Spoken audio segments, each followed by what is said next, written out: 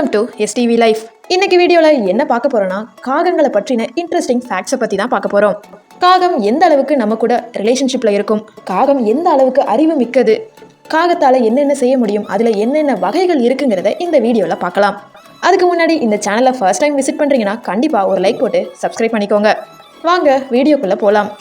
காகத்தை பல பேரில் சொல்லுவாங்க. ஒருத்தவங்க காகம்னு சொல்லுவாங்க, ஒருத்தவங்க காக்கைன்னு சொல்லுவாங்க, ஒருத்தவங்க காக்கான்னு சொல்லுவாங்க. காகங்களில் மொத்தம் 40 இனங்கள் இருக்குது. அதில் சிறிய அளவிலிருந்து மிகப்பெரிய அளவான ஜாக்டாங்கிற பறவை வரைக்குமே பல வகைகளாக இருக்குது. இந்த பறவை அனைத்து பறவைகளோட மிகவும் அறிவுமிக்கதாகவும் சொல்லப்படுது.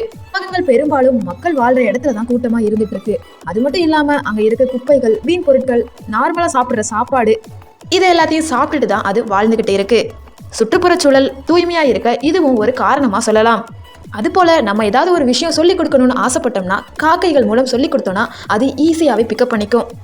காகங்கள் ஈஸியாக புரிஞ்சுக்கிற காரணத்தினால சில நாடுகளில் சமூக விரோதமாக அதுக்கு சொல்லிக் கொடுத்து பல விஷயங்கள் ஏற்பட்டிருக்கு.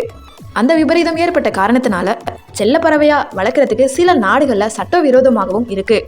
பல நாடுகளில் சட்டம் தடையும் விதிச்சிருக்காங்க. அப்படியே ஆப்போசிட் சைட் பார்த்தோம்னா உலகம் முழுவதும் மக்களோட பாசத்தில் ஒரு பகுதி காகத்துக்கும் இருக்குன்னு சொல்லலாம். அன்னைக்கு காகம் வந்துச்சுன்னா விருந்தாளி வருவாங்கன்னு ஒரு நம்பிக்கை இருக்கு. இன்னொரு எக்ஸாம்பிள் சொல்லணும்னா, காக்கைகள் எப்பொழுதுமே தன்னோட குடும்பத்தோடையோ தன்னோட ஃப்ரெண்ட்ஸோடையோ ஷேர் பண்ணி மட்டும்தான் சாப்பிடும். இன்னொரு சைடு பார்த்தோம்னா காகங்கள் மனிதர்களோட மூதாதையர்கள்னு சொல்லப்படுது. அந்த காரணத்தினாலேயே ஹிந்துஸ் முறைப்படி பெரும்பாலும் அமாவாசை, திதி, தீபாவளி இந்த நாட்களில் முதல்ல காக்கைகளுக்கு சாப்பாடு வச்சுட்டு அது சாப்பிட்டதுக்கு அப்புறம் தான் மக்கள் சாப்பிடுவாங்க. இன்னும் நிறைய வீட்டில் சொல்லணும்னா அவங்க வீட்டில் டெய்லி சாப்பாடு கொடுக்குற வழக்கமும் இருந்துகிட்டு இருக்கு. உலகம் முழுவதும் இருக்கக்கூடிய காக்கைகள் தென் அமெரிக்கா, அது மட்டும் இல்லாமல் பெருங்கடல்களுக்கு சுற்றி உள்ள இடத்தை தவிர மீது எல்லா இடத்துலையுமே காகங்கள் காணப்படுதுன்னு சொல்லப்படுது. இன்னும் ஒரு இன்ட்ரெஸ்டிங்கான ஃபேக்டர் சொல்லணும்னா, ஆசியாவிலேயே எங்கே முதல்ல தோன்றுச்சுன்னா வட அமெரிக்கா, ஆப்பிரிக்கா, ஐரோப்பா, ஆஸ்திரேலியான்னு தான் சொல்லப்படுது. அதை தொடர்ந்து தான் இன்னும் பல நாடுகளில் பரவியதாகவும் சொல்லப்படுது. காகங்கள் ஆவரேஜா 20 வருடங்கள் வரைக்கும் உயிர் வாழும். அது மட்டும் இல்லாம காகங்கள் மனிதர்களை போலவே பல வகையான லாங்குவேஜையுமே பேசக்கூடியதுன்னு சொல்லப்படுது. ஒரு ஏரியாவுக்கு மற்ற ஏரியாவுக்கு அதனுடைய லாங்குவேஜஸ் சேஞ்ச் ஆகணும்னு சொல்லப்படுது. காக்கைகள் பொதுவா அனைத்துண்ணிய சார்ந்தது. தானியங்கள், புழுக்கள், விதைகள், தவளை, நண்டு, பூரான், பூச்சிகள், இன்னும் பல வகையான உயிர்களையுமே சாப்பிடும். அது மட்டும் இல்லாம இறந்த உடல்களையுமே சாப்பிடும். காகங்களில் பல வகைகள் இருந்தாலும், பல வகையான காகங்கள் இன்று வரைக்கும் இருந்தாலும் அதில் சில வகை அழிஞ்சுக்கிட்டு இருக்குன்னு தான் சொல்லணும். அதுலேயும் குறிப்பாக ஹவாய் தீவுகளில் உயிர் வாழ்ந்துட்டு இருக்கக்கூடிய ஹவாயன் காகம்ங்கிறது கிபி 2002 வரைக்கும் காணப்பட்டதா சொல்லப்படுது. அதுக்கு முன்னாடி 1999 கணக்கு எடுக்கும் பொழுது 45% மட்டுமே இருந்ததா சொல்லப்படுது.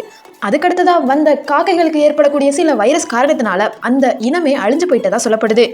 அடுத்ததா ஒரு இன்ட்ரெஸ்டிங் ஃபேக்டா சொல்லணும்னா, காகங்கள் எப்பொழுதுமே 0ங்கிற எண்களில் இருந்து தான் படிக்க ஸ்டார்ட் பண்ணுமாம். அதுபோல காகத்துக்கு முன்னாடி ஒரு புள்ளியோ ஒரு 0மோ வரைஞ்சு வச்சாலும் 0த்திற்கும் சரி அந்த புள்ளிக்கும் உள்ள வித்தியாசமும் தெரியும்னு சொல்லப்படுது. நம்ம சின்ன வயசுலயே படிச்சிருப்போம்.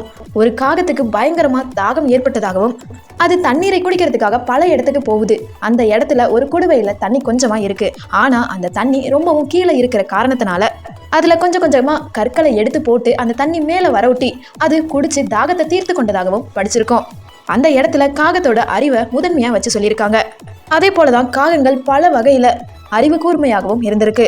எனக்கு தெரிஞ்சு எல்லாருக்கும் காகங்களை பிடிக்கும்னு நினைக்கிறேன். உழவனுக்கு நண்பனா இருக்கிறது மட்டும் இல்லாம வீட்டுல உள்ளவங்களுக்குமே நண்பனா இருந்துட்டு இருக்கு.